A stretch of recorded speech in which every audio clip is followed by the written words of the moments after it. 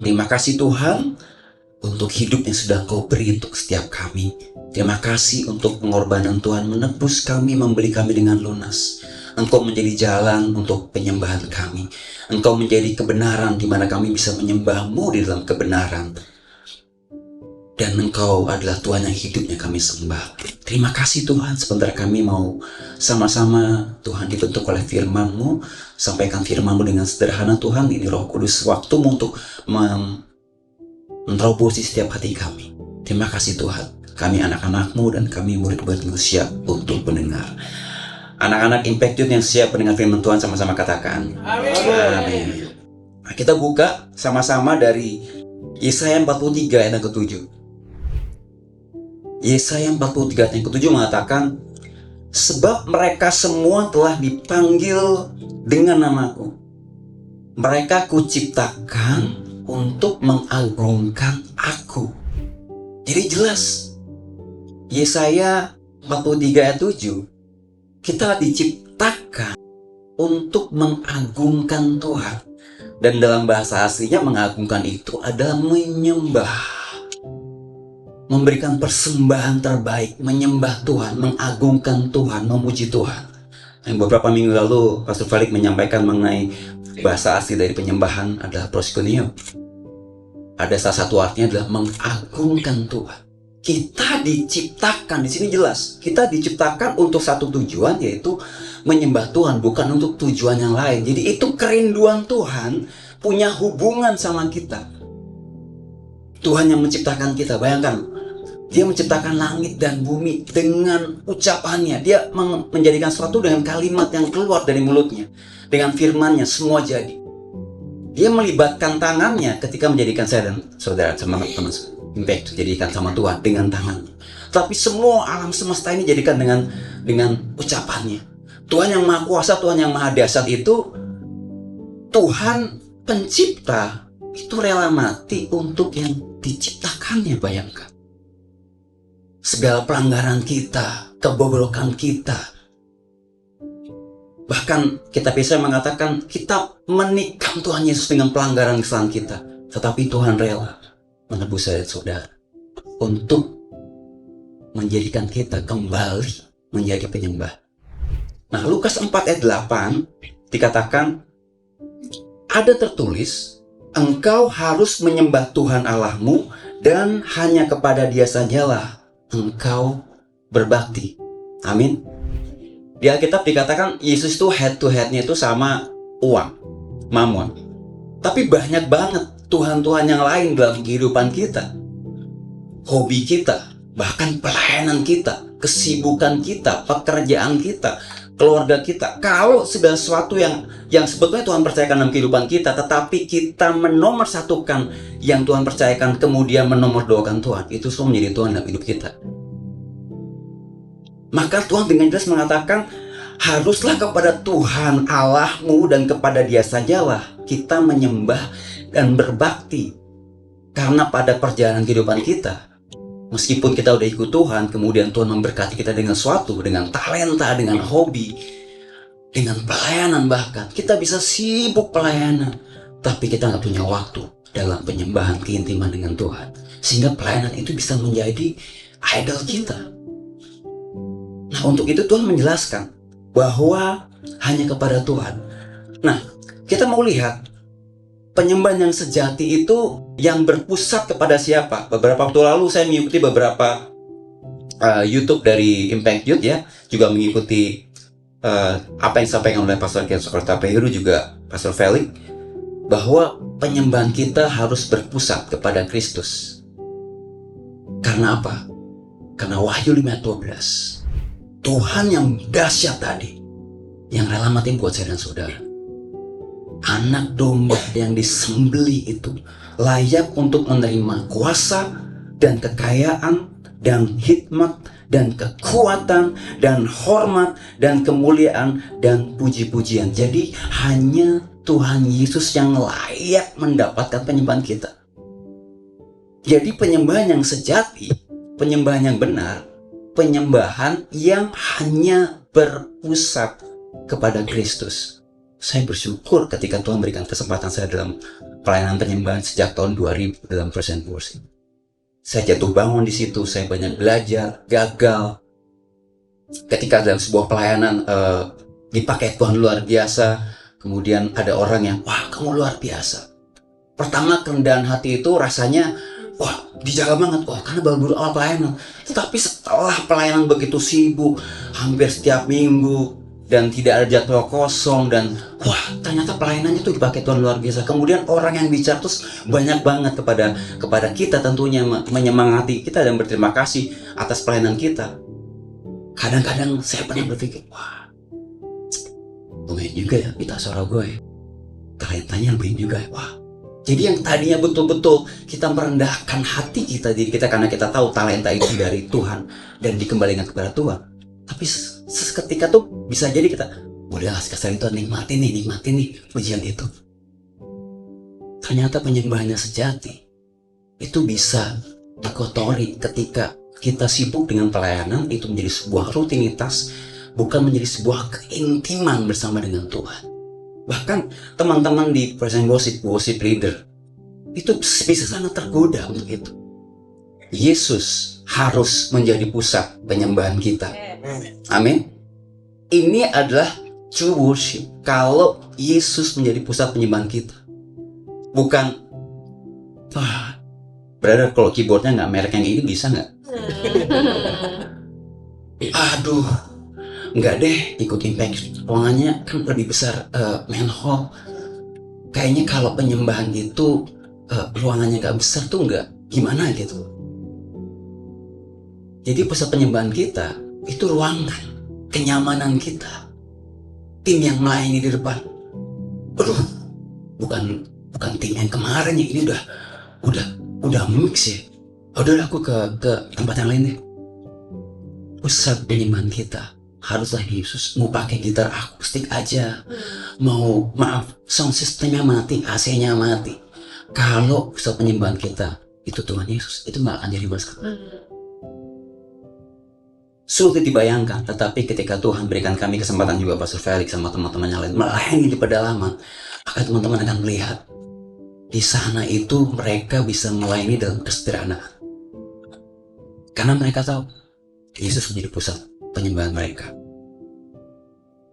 Nah sekarang pertanyaannya, gimana kalau sebulan ini saya sudah diajari, saya sudah diberkati dengan tentang the true worship, penyembahan sejati. Gimana saya supaya tahu bahwa apa yang saya lakukan selama ini, hubungan intim saya dengan Tuhan itu bisa terlihat. Nah sebelumnya kita lihat kembali definisi dari penyembahan sejati yang saya temukan di Alkitab, dari Yohanes 14 ayat 23. Menurut saya setuju dengan firman Tuhan. Yohanes 14 ayat 23, inilah penyembahan yang sejati. Karena ini komplit banget teman-teman. Kalau Yohanes 4 ya kemarin yang dibahas ya, itu memang tentang worship. Tetapi ini tidak tertulis penyembahan, tetapi inilah yang ada dalam penyembahan. Jawab Yesus, jika seorang mengasihi aku, ia menuruti firmanku, dan Bapakku akan mengasihi dia, dan kami akan datang kepadanya dan diam bersama-sama dengan dia. Jadi penyembahan itu kita mengasihi Tuhan. Dan kalau mengasihi Tuhan, kita menuruti firman-Nya, kita taat firman-Nya, melakukan firman-Nya. Ini nggak ngomongin soal nyanyian. Mengasihi Tuhan, menuruti firman-Nya. Lihat hasilnya. Bapa dan Tuhan Yesus akan datang kepada kita. Ini luar biasa nggak? Tuhan yang luar biasa datang kepada kita, dan ini luar biasa loh. Ini kalau bahasa sekarang ya, duduk minum kopi sama-sama dengan kita. Atau kalau nggak minum kopi, minum teh lah. Tapi inilah lebih dari sekedar minum kopi dan minum teh. Lihat, diam bersama-sama dengan dia. Ini keren banget gak sih?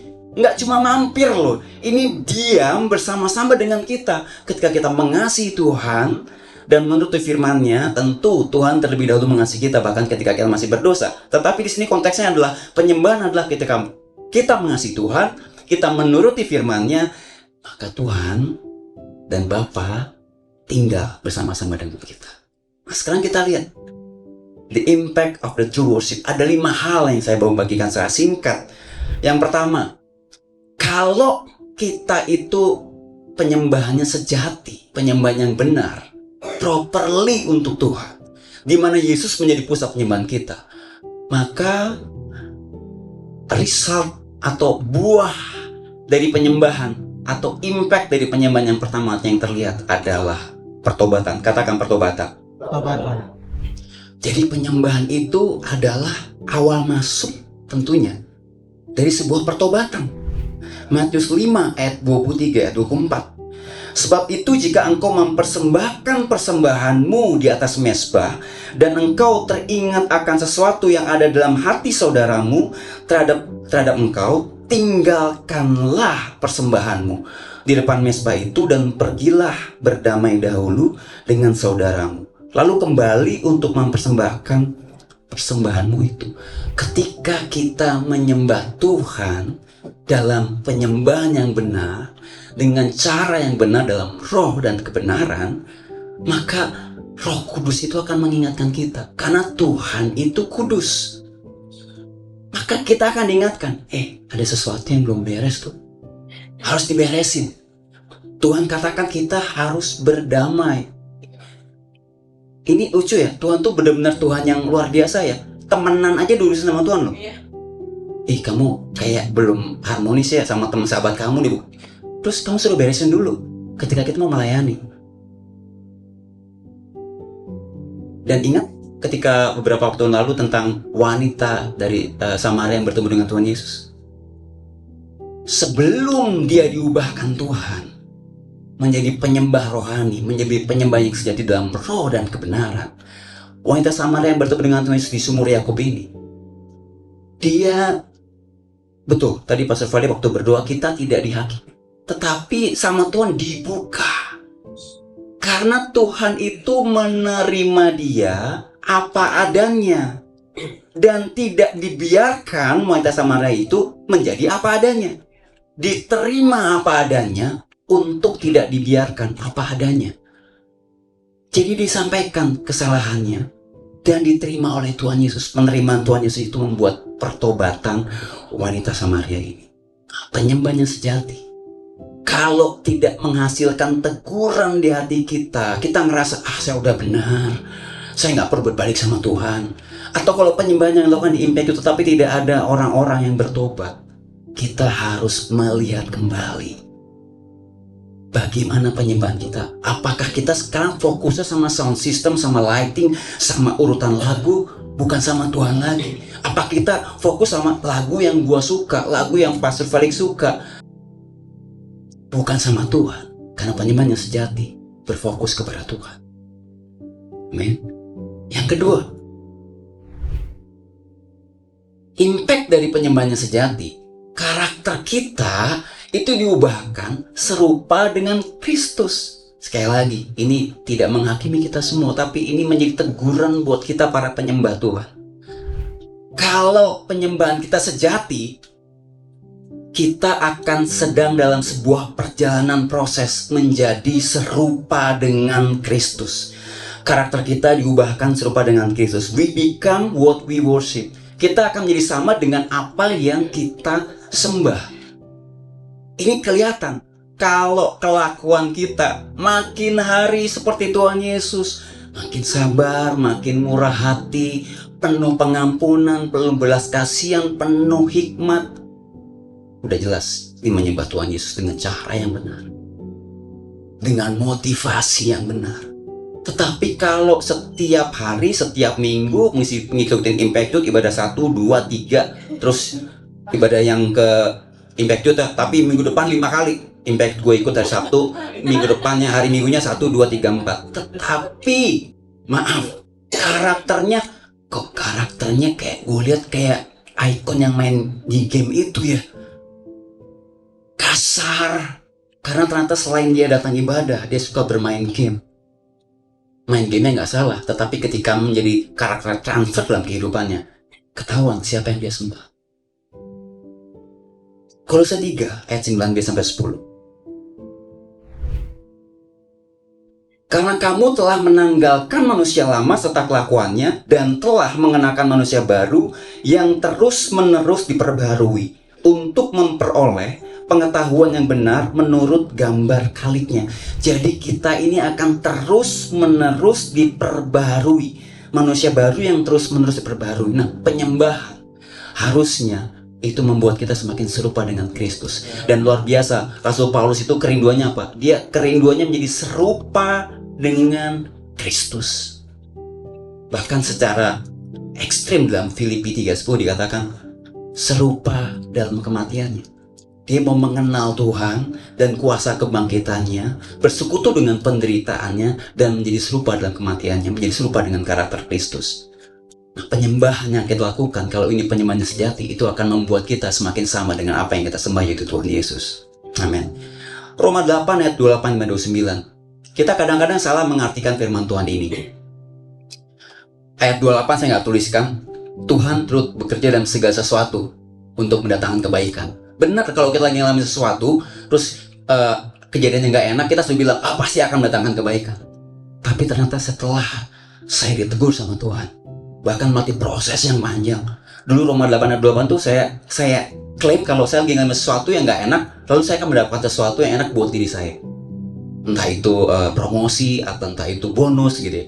Tetapi waktu saya mengalami kerugian, kegagalan, bahkan mengalami badai, the lowest point, saya mengerti bahwa ternyata betul Roma 8 ayat 28 jangan sampai berhenti di ayat 28. Tuhan turut bekerja dalam segala sesuatu, tetapi kita harus tahu kebaikannya itu apa. Kebaikannya itu ada di ayat 29. Sebab semua orang yang telah dipilihnya, tadi kita diciptakan untuk menjadi penyembahnya, betul? Dari semula mereka juga ditentukannya dari semula untuk menjadi serupa dengan gambaran anaknya, supaya ia anaknya itu menjadi yang sulung di antara banyak saudara. Jadi tujuan kebaikan waktu kita ngalami sesuatu, segala sesuatu, dan Tuhan terus bekerja dalam kehidupan kita, merenda apa yang kita alami itu. Tujuannya, kebaikannya apa? Untuk membentuk karakter kita serupa dengan karakter Kristus, Christ likeness. Dan penyembahan itu salah satu media, sarana kita untuk diingatkan senantiasa oleh Tuhan, supaya karakter kita semakin serupa dengan Yesus yang kita sembah. Amin. Pengen gak sih kita serupa dengan Kristus? Karena itu ada tujuan hidup kita. Kalau penyembah yang sejati itu harusnya dipenuhi buah roh, kasih, sukacita, damai sejahtera, kesabaran, kemurahan, kebaikan, kesetiaan, kelemah lembutan, dan penguasaan diri. Ini harus menjadi ciri penyembah. Ini harus menjadi identitas penyembah. Gak usah dilihat, dia penyembah bukan? Ntar gue tunggu dia nyanyi. Kalau suaranya tinggi melengking kayak Hadun zaman dulu, dia penyembah. Kalau udah low suaranya, bukan. Ternyata ciri penyembah adalah ketika karakter kita serupa dengan Kristus. Ini yang ketiga, saya akan lanjut. Tentang wanita yang Samaria. Wanita Samaria yang bertemu sama Yesus di sumur Yakub. Kita mau diutus menyelamatkan yang terhilang. Impact dari penyembahan yang sejati, teman-teman, itu result akhirnya adalah kita tuh mau diutus sama Tuhan menyelamatkan orang-orang yang terhilang. Ini dibuktikan oleh wanita Samaria yang bertemu sama Tuhan Yesus di sumur Yakub. Kita dengar ceritanya ya, saya akan persingkat ya. Dia nggak sampai berhenti cuma dipulihkan Tuhan ketika dinyatakan kesalahannya tentang masa lalunya, lalu diterima sama Tuhan apa adanya, untuk dia tidak dibiarkan apa adanya, tapi dia dipenuhi oleh hidup yang berkelimbahan tentunya karena dia dalam Tuhan Yesus Kristus. Tetapi meskipun dia sudah diubahkan dari pendosa menjadi penyembah Tuhan dalam roh dan kebenaran, nggak terbatas sama lokasi lagi loh, nggak terbatas sama gender dan ras loh. Karena ketika Tuhan menyatakan tiba waktunya engkau akan menyembah dalam roh dan kebenaran, dia ditransformasi menjadi penyembah. Dan dia nggak berhenti sampai di situ. Dia lari bukan karena dia salah terus dia mau membereskan kesalahan, tetapi setelah dia dipulihkan, lihat Yohanes 4 ayat 23. Saya lanjut Yohanes 4 ayat 28 sampai 30. Maka perempuan itu meninggalkan tempayannya di situ, lalu pergi ke kota dan berkata kepada orang-orang di situ, "Mari lihatlah di sana, ada seorang yang mengatakan kepadaku segala sesuatu yang telah kuperbuat." Mungkinkah dia Kristus itu? Maka mereka pun pergi keluar kota lalu datang kepada Yesus. Jadi apa yang sudah didapatkannya, kehidupan baru, manusia baru, ciptaan baru, perjumpaan dengan Kristus, nggak disimpan sendiri. Seorang penyembah sejati, ketika dia udah berjumpa dengan Tuhan, mengalami kehidupan yang baru, hidup yang berkelimpahan, nggak akan disimpan sendiri, nggak akan berhenti pada dirinya. Tetapi kalau kita melayani, kita menyembah Tuhan, motivasi kita tidak benar, penyembahan kita bukan penyembahan sejati, maka apa yang kita dapatkan hanya berhenti pada diri kita. Tapi kita mau teladani wanita Samaria ini, nggak berhenti pada dirinya. Dia tadi nimba tuh cari apa teman-teman? Cari air. Tapi lihat, kata Tuhan Yesus, kalau engkau minum air dariku, nggak pernah haus lagi. Terbukti tempayannya ditinggalkan di situ. Jadi tujuannya tadi mau cari air, karena dipulihkan Tuhan, dia mendapatkan air hidup yang selamanya dia tidak pernah haus. Dia langsung tinggalin. Dia ke kota, ke kampung, ceritain ada Yesus di sana. Kita harus mau diutus untuk save the lost at any cost. Karena penyembahan itu upreach, itu ke atas sama Tuhan, ya. Enrich itu seperti sekarang ini. Kita sedang berfellowship, kita sedang berkomunitas, mengasihi satu dengan yang lain. Tetapi ada yang namanya outreach. Dan ini hasil dari penyembahan. The impact of the true worship. Save the lost at any cost.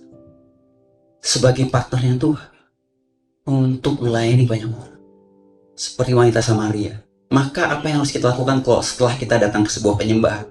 Nah, Pastor Fadi luar biasa. Penyembahan itu bukan suatu acara yang dihadiri, tetapi gaya hidup yang harus dijalani. Benar Pastor Fadi? Gue berusaha menghafalkan dengan baik ya. Tapi saya tambahkan, jadi penyembahan itu bukan sebuah event penyembahan yang dihadiri. Sekarang ini event penyembahan bukan? Event penyembahan Impact Youth yang 3. Tapi saya percaya teman-teman Impact Youth datang karena inilah gaya hidup penyembahan yang harus kita jalani kepada Tuhan. Kita hadir, iya enggak? Kita nggak bisa pungkiri kita hadir kok. Udah dari mana ke Impact Youth? Hadir. Tetapi di atas semua itu kita menjalani gaya hidup penyembahan kita. Amin. Nah, sekarang jawabannya apa dong? Kalau sekarang teman-teman sudah hadir ketemu sama Tuhan Yesus kan? Tadi kita diingatkan dosa-dosa kita ditebus sama Tuhan lewat lagu yang terakhir tadi. Kita harus jawab seperti Yesaya menjawab kepada Tuhan Yesus. Lalu aku mendengar suara Tuhan berkata, siapakah yang akan kuutus dan siapakah yang mau pergi untuk aku? Maka sahutku, ini aku, utuslah aku. Boleh sama-sama kita jawab, ini aku, utuslah aku. 1, 2, 3. 2 poin terakhir. Ketenangan dan kekuatan. Penyembahan sejati itu akan memberikan ketenangan dan kekuatan. Kalau semuanya baik-baik aja, ya udah tenang, udah kuat. Kayaknya penyembahan itu ya perlu nggak perlu ya, hidup gue baik-baik aja tuh. Tetapi penyembahan yang sejati itu memberikan ketenangan dan kekuatan. Mazmur 62 ayat 1. Hanya dekat Allah saja aku tenang, daripadanya lah keselamatanku. Tadi ingat definisi penyembahan, mengasihi Tuhan, menuruti firman-Nya, dan Bapa Tuhan Yesus tinggal bersama-sama dengan kita. Itu kita dekat gak sama Allah?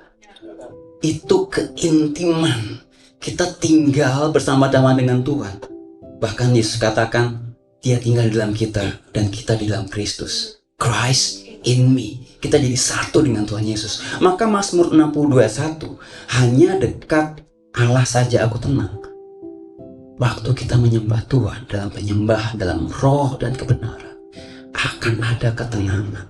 Meskipun engkau di tengah badai. Amin. Yesaya 30 15.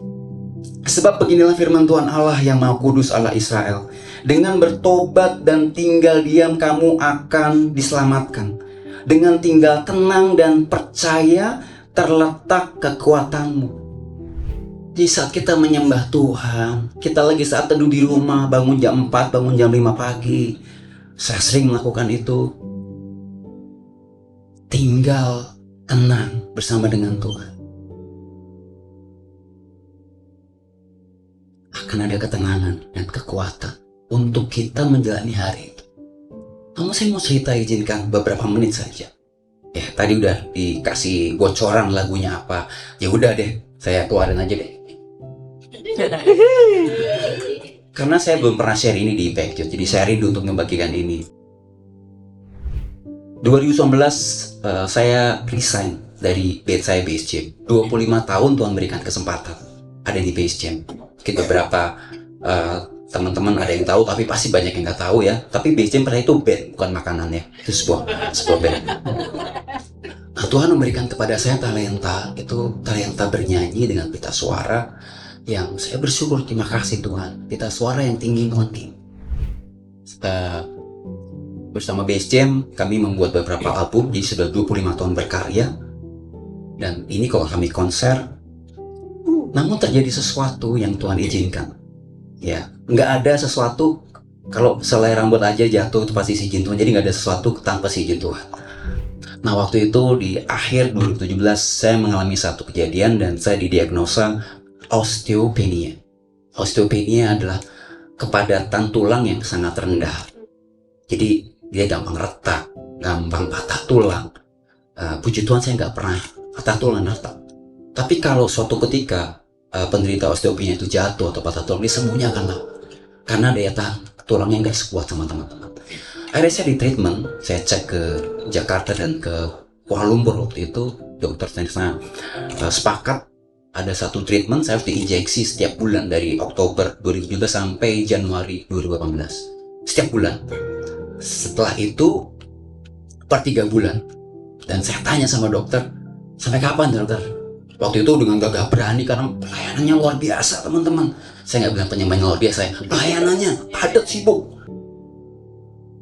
Jadi saya berpikir bahwa 1 tahun 2 tahun oke lah ya menjalani ini. Tapi ternyata dokter tuh mengatakan bahwa treatment ini for lifetime. Saya sampai mulai lagi, bagaimana dokter? Iya, seumur hidup kamu mesti injek. Jujur, cukup berat saat itu. Berat badan saya turun dari 73 ke 68, turun 5 kg. Tapi beberapa saat baru saya berproses untuk berusaha berdamai dengan kondisi tulang dan kondisi treatment yang ternyata for lifetime. Ternyata treatment yang penting untuk tulang saya, nggak entah dari mana hubungannya, dia mempunyai side effect.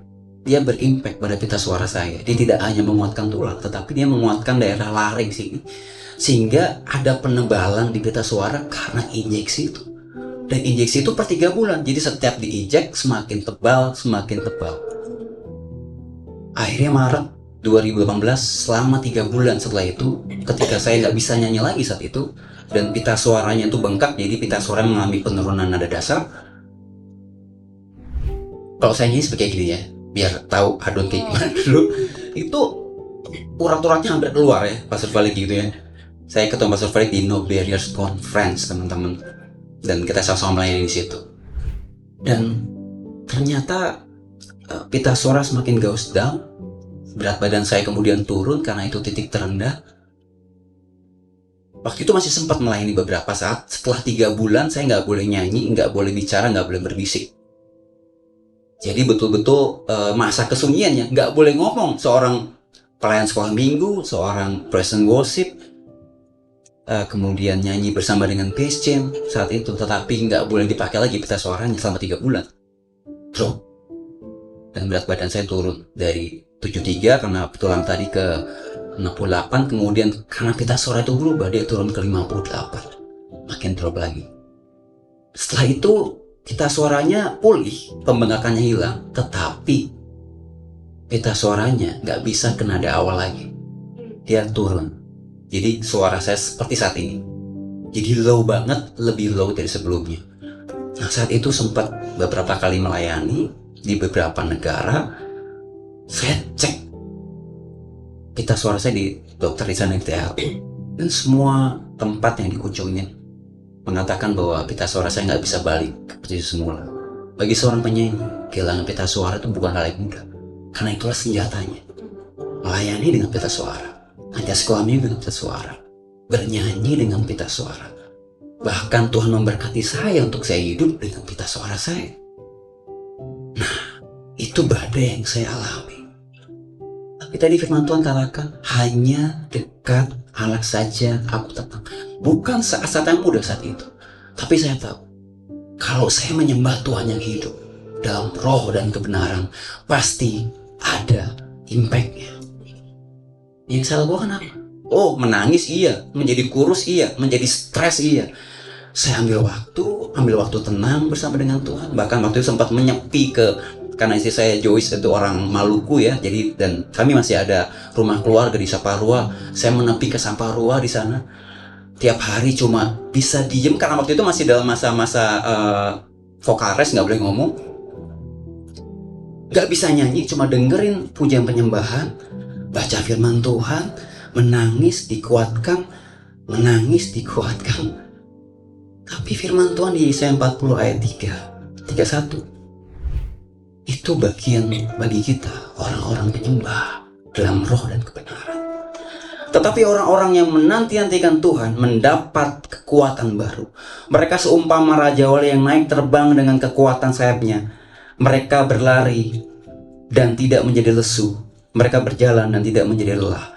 Orang-orang yang menanti-nantikan Tuhan. Saya waktu itu dalam kondisi menanti-nantikan Tuhan. Diam. Dan ini dalam bahasa aslinya kava. Kava itu artinya mengikatkan diri dengan Tuhan untuk mengharapkan sesuatu yang lebih baik. Mengikatkan diri berdiam. Jadi menanti-nantikan gak cuma diam. Jadi merenungkan Tuhan, memikirkan Tuhan. Itulah penyembahan. Karena saya gak tahu harus kemana lagi. Dan saya cuma tahu pertolongan itu hanya dari Tuhan. Saat yang tersulit, ketika semua dokter katakan tidak, saya tahu hanya Tuhan. Hasilnya apa? Ada ketenangan. Karena waktu kita menyembah Tuhan, kita sedang memfokuskan diri kita sama Tuhan. Tuhan tuh hadir dalam hidup kita. Tapi kadang-kadang kita gak memperhatikan Tuhan, atau kita gak fokus sama Tuhan. Kan Tuhan itu tinggal dalam hidup kita. Nah, waktu kita menyembah Tuhan, kita sedang memfokuskan diri kita sama kehadiran Tuhan. Waktu kita fokus sama kehadiran Tuhan di tengah badai sekalipun, di tengah kondisi tulang dan pita suara semakin down, damai sejahtera saya rasakan. Dan waktu damai sejahtera dirasakan, itu memproduksi ketenangan. Makanya hanya dekat Allah saja menghasilkan damai sejahtera. Damai sejahtera itu menghasilkan ketenangan. Dan ketenangan itu menghasilkan kekuatan. Sehingga ketika dokter mengatakan pita suara yang saya nggak bisa balik, saya belajar untuk tenang dan kuat mengatakan apa yang Ayub katakan tentang pita suara saya. Katanya, dengan telanjang aku keluar dari kandungan ibuku, dengan telanjang juga aku kembali ke dalamnya. Tuhan yang memberi, Tuhan yang mengambil, terpujilah nama Tuhan. Pita suara saya nggak balik sampai sekarang, turun 3,5 nada dasar dari yang sebelumnya. Tapi saya mau bersyukur sama Tuhan, karena ada ketenangan dan kekuatan, dan saya tahu rencana Tuhan nggak pernah gagal. Dan saya mau katakan, Tuhan, pita suara ini Tuhan yang beri. Kalau pita suara ini berubah, Tuhan yang keep, Tuhan yang memberi, Tuhan yang mengambil. Seorang penyembah bisa dilihat dari kehidupannya. Kalau ada ketenangan dan kekuatan meskipun di tengah badai. Badai akan menghancurkan kita kalau kita nggak bersama dengan Tuhan Yesus. Tetapi badai akan membentuk dan membangun kita kalau kita bersama dengan Tuhan. Saya katakan ini waktu itu beberapa tahun yang lalu, waktu kejadiannya 2018. Ini foto di mana pita suara saya udah terimpact, dan ini adalah foto untuk di album terakhir saya, di album The Journey. Dulu saya selalu bangga untuk menjadi penyanyi. I am a singer.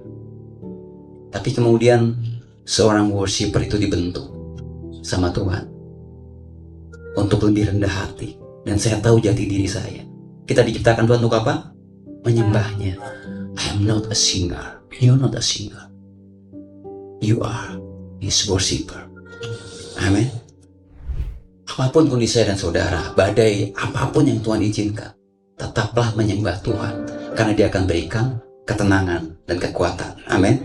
Yang terakhir, hidup kita menjadi berkat bagi orang lain, berimpact. Ini yang paling sulit, teman-teman. Kalau kita mau tahu hidup kita ini apakah dalam penyembahan yang sejati, teman-teman, itu tanya sama kiri kanannya, tanya sama teman-teman, tanya sama papa mama, tanya sama istri, tanya sama suami, tanya sama kakak. Hidup gua jadi berkat gak? Ini agak sulit, tetapi harusnya yang merasakan berkat itu orang lain. Kita nggak bisa klaim I am a true worshiper. Yang bisa menilai itu orang lain.